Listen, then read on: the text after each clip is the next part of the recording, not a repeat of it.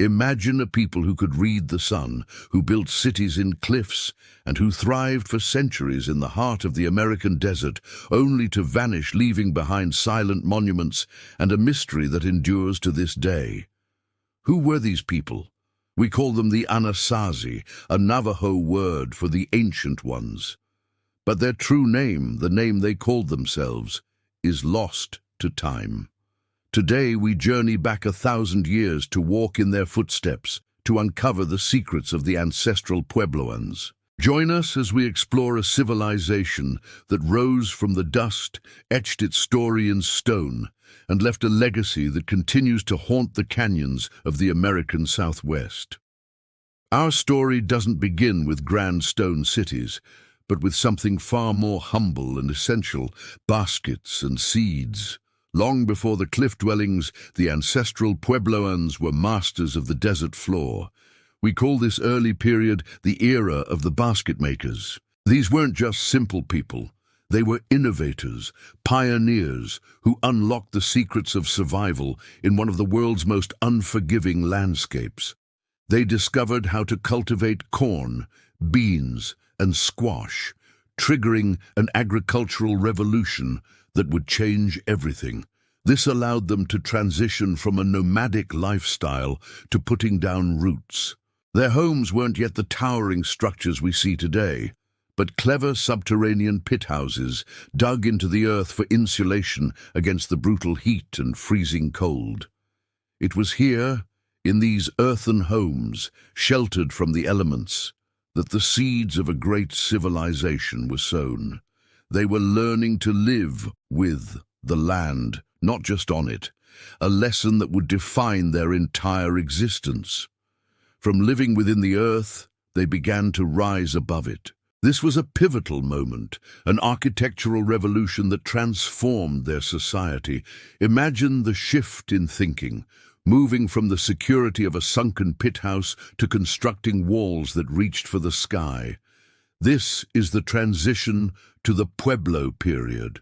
They began experimenting with masonry, stacking stone upon stone with mud mortar, creating the first above-ground multi-room structures. We call these structures pueblos. This wasn't just a change in architecture, it was a change in community. Suddenly, families could live side by side in connected rooms, sharing walls, courtyards, and their lives. These early pueblos were the blueprint for the great cities to come. This technological leap allowed for larger, more complex communities, fostering greater cooperation and setting the stage for their most magnificent achievements. They were literally building their society, one stone at a time. The ancestral Puebloans were not just builders and farmers. They were brilliant astronomers, intimately connected to the cycles of the cosmos. High atop Fajada Butte in Chaco Canyon, they created one of the most incredible solar calendars ever discovered. It's not a building, but a work of celestial art.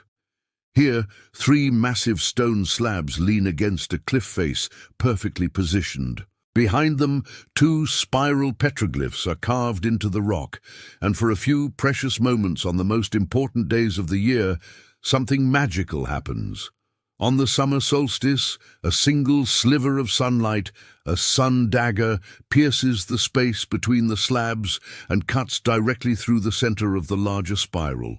On the winter solstice, 2 daggers of light perfectly frame it, and at the spring and fall equinoxes, the light strikes the smaller spiral. This was no accident. It was a precise, sophisticated clock used to mark the seasons, guide their planting and harvesting, and schedule their ceremonies. They were watching the sky, and the sky was telling them when to act. Now, we enter the epicenter of the ancestral Puebloan world, Chaco Canyon. This was the ceremonial, economic, and political heart of a vast civilization. Here, they constructed monumental, great houses on a scale never before seen in North America. These weren't just villages. They were massive, multi-storied complexes with hundreds of rooms, some rising 4 or 5 stories high. Pueblo Bonito, the largest of them all, was the size of the Roman Colosseum. The masonry is breathtakingly precise, with carefully shaped stones fitted together in intricate patterns. These great houses were aligned with solar and lunar events, functioning as both ceremonial centers and hubs for a trade network that stretched for hundreds of miles. Roads, perfectly straight, radiated out from Chaco, connecting it to dozens of outlying communities.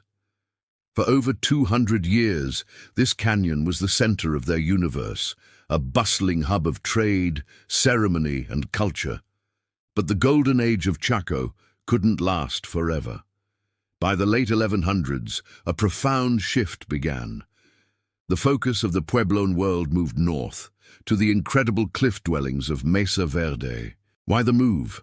Evidence points to a prolonged, severe drought that made large-scale agriculture in Chaco Canyon impossible. In response, they adapted with astonishing ingenuity. They began building their villages directly into sheltered alcoves high on the cliff faces. These weren't primitive caves, they were sophisticated multi-story towns, complete with living quarters, storage rooms, and ceremonial kivas, all protected from the elements and defensible. Places like Cliff Palace and Balcony House are masterpieces of architecture, perfectly integrated into the natural landscape. For a century, they thrived here, creating a new way of life perched between heaven and earth. It was a testament to their resilience and their ability to adapt to a changing world. And then, silence. By the year 1300, after centuries of thriving in the Four Corners region, the great cliff dwellings of Mesa Verde and the monumental structures of Chaco Canyon were empty. The people were gone. This is the great mystery. Why did they leave? There was no single cause, but a perfect storm of factors. The great drought continued, making life increasingly difficult. Resources became scarce, leading to social stress and potential conflict. New religious or social ideas may have pulled people toward new horizons. It wasn't a sudden disappearance, but a gradual migration. The ancestral Puebloans moved south and east towards the Rio Grande Valley in New Mexico and the Hopi Mesas in Arizona. They didn't vanish. They evolved. Their descendants are the modern Pueblo peoples of today, the Hopi, Zuni, and the peoples of Acoma, Laguna, and Taos. They carry the stories, the traditions, and the spirit of their ancestors. The ancient cities may be silent, but the people and their culture live on. So the next time you see a photo of a cliff dwelling or a piece of their iconic black-on-white pottery, remember the story behind it. It's a story of innovation, of resilience, of a deep connection to the earth and the sky. The ancestral Puebloans were more than just ancient ruins. They were a dynamic and sophisticated society that mastered one of the most challenging environments on Earth. Their legacy isn't just in the stones they left behind, but in the enduring spirit of the Pueblo people today, and in the timeless lessons they teach us about living in harmony with our world. Thank you so much for joining us on this journey back in time. If you found this story as fascinating as we do, please hit that like button, subscribe for more adventures into the past, and let us know in the comments which ancient civilization you'd like us to explore next. Until then, keep exploring. In our last episode, we explored the rise of Chaco Canyon. Now we follow the mysterious paths they left behind. Imagine this: a vast network of perfectly straight roads, some up to 30 feet wide, stretching for hundreds of miles across the harsh desert. These weren't meandering trails. They were engineered highways, carved into the landscape, connecting Chaco Canyon to over 150 great houses scattered across the region. But why? These roads often lead to seemingly nowhere, ending abruptly or connecting small communities that had little to trade. Were they commercial superhighways for transporting goods like turquoise and pottery? Or were they sacred paths, designed for massive coordinated pilgrimages, channeling the energy of the people towards the spiritual heart of Chaco? Some roads seemed to align with celestial events, suggesting they were more than just physical routes. They were maps of the cosmos etched onto the earth. The purpose of the Chacon road system remains one of the greatest enigmas of the ancient Southwest. They were a people connected not just by trade, but by a grand, shared vision that we are still trying to understand. From the wide-open expanse of the desert roads, we now descend into the heart of every Anasazi village, the kiva. Picture a circular chamber, dug deep into the earth, accessible only by a ladder through a hole in the roof. This was not just a building. It was the womb of the community, a sacred space where the earthly and spiritual worlds met. The air inside would have been thick with the smoke of a central fire, the walls painted with symbolic imagery, and the echoes of chants and stories filling the enclosed space. Here, in the dim light of the kiva, the clans would gather. It was their church, their town hall, and their classroom. Religious leaders performed rituals to ensure rain, successful harvests, and plentiful hunts. Elders passed down sacred knowledge and oral histories from one generation to the next. Community decisions were made, disputes were settled, and the social fabric of the village was woven tight. Descending into the kiva was like traveling back to the time of creation, a symbolic return to the underworld from which their ancestors emerged. It was the anchor of their society, the place that gave them identity, purpose, and spiritual guidance. Now, we journey to the canyons of modern-day Mesa, Verde, Colorado, to witness the most spectacular chapter of the Anasazi story, the cliff dwellings. In the 12th and 13th centuries, something dramatic changed. The Anasazi moved from their villages on the mesa tops and began building entire cities directly into sheer rock faces. Imagine waking up with a 1,000-foot drop just outside your front door. This wasn't a tentative move, it was a total commitment to a new vertical way of life. The most famous of these is the Cliff Palace, a stunning complex of over 150 rooms and 23 kivas, all tucked perfectly into a massive cliff alcove. How did they do it? Using nothing but stone tools and their own ingenuity, they quarried sandstone blocks, mixed mortar, and hoisted materials up and down these perilous cliffs. The architecture is genius, with multi-story towers, plazas, and storage rooms all fitting together like a puzzle. But why this sudden drastic shift? Was it for defense against unknown enemies? Or was it for protection from the elements, using the overhanging cliffs for shade in the summer and passive solar heat in the winter? Living in these canyon walls was a feat of engineering and a testament to their incredible adaptability.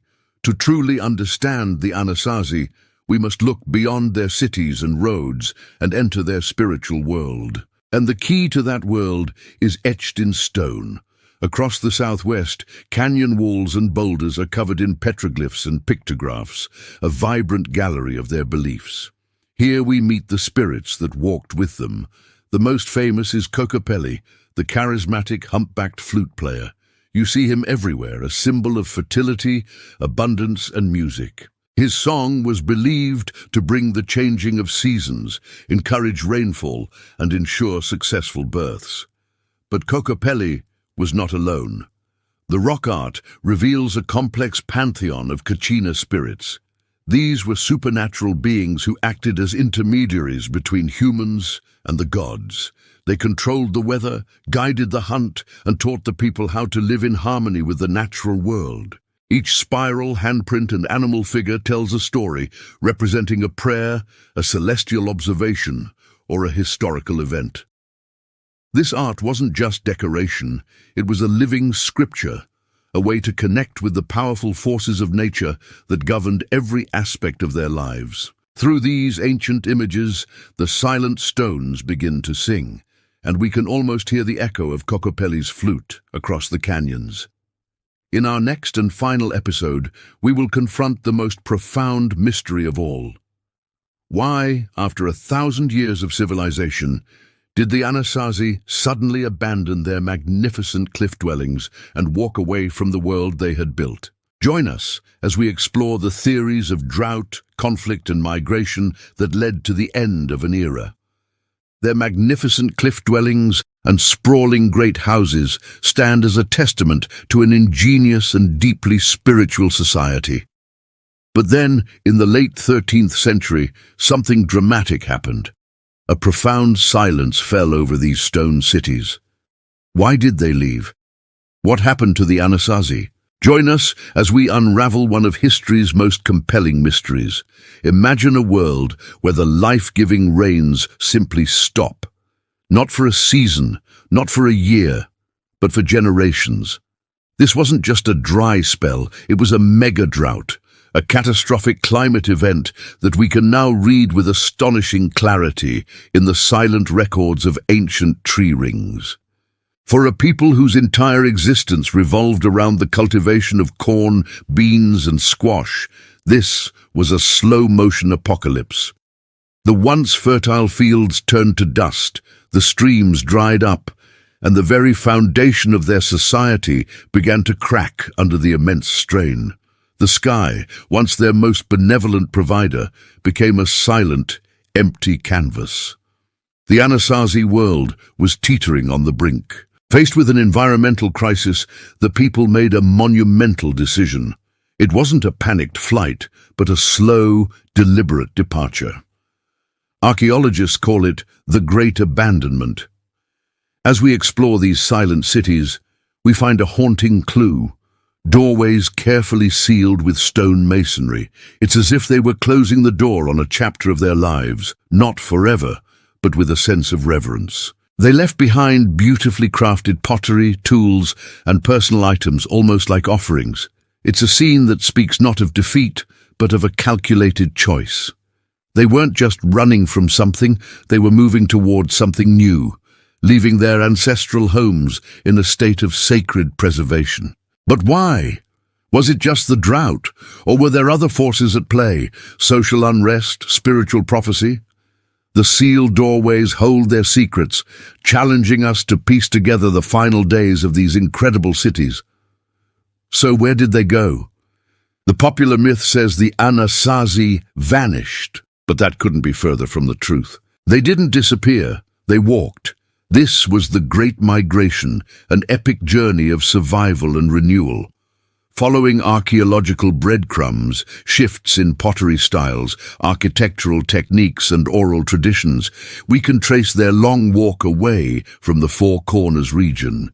They moved south and east, following the life-giving waters of rivers like the Rio Grande. They traveled in smaller groups, splintering and reforming, carrying their culture and their memories with them across a rugged landscape. This was not an end, but a transformation. They were searching for a new place to call home, a place where the rain would fall again, a place to begin anew, and they found it. The story of the Anasazi doesn't conclude in the empty ruins of Mesa, Verde or Chaco Canyon. It lives and breathes today in the vibrant communities of their direct descendants, the Hopi, Zuni, Acoma, and the other Pueblo peoples of Arizona and New Mexico. The legacy is unmistakable. When you see a modern Pueblo potter shaping clay with techniques passed down through countless generations, you're seeing the continuation of an ancient Anasazi art form. When you hear the traditional stories and witness the sacred ceremonies that honor the sky, the earth, and the corn, you're experiencing a spiritual worldview that has endured for millennia. They are not a lost people. They are here. The ancient ones live on, their spirit woven into the very fabric of the American Southwest. The cities may be quiet, but their legacy is anything but silent. Thank you so much for joining us on this incredible journey through time. The story of the Anasazi is a powerful reminder of human resilience and the enduring connection between past and present. If you found this journey as fascinating as we did, please hit that like button and subscribe to our channel for more deep dives into the mysteries of history. We'd love to hear your thoughts in the comments below. Until next time, stay curious.